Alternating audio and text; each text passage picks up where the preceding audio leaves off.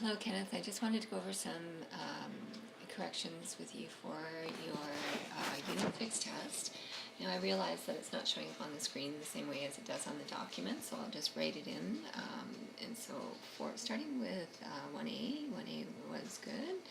1B, what you were given was 2 root 5 plus 3 root 20. First you have to put that in simplified radical form.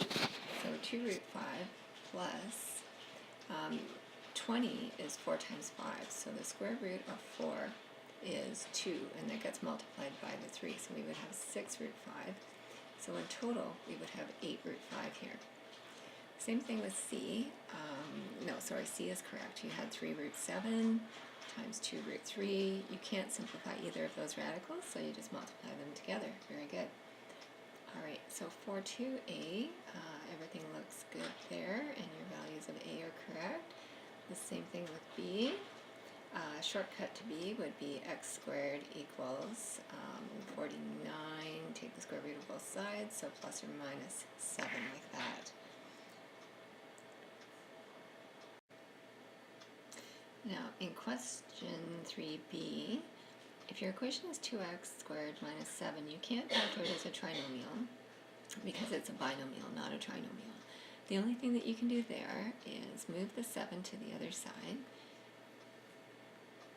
and then we would have 2x squared equals 7x squared equals 7 halves, x equals the square root of 7 halves plus or minus, okay?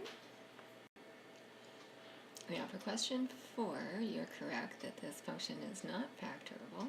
However, we have the quadratic formula that you learned in Unit 6, and that's how you want to solve a trinomial expression that's not factorable. So minus b plus or minus the square root of b squared minus 4ac over 2a, with a being 1, b being 5, negative 5, and c being 1, and so we would have 5 plus or minus the square root of 5 squared minus 4 times 1 times minus 1 over 2 times 1, and I'll let you work that out.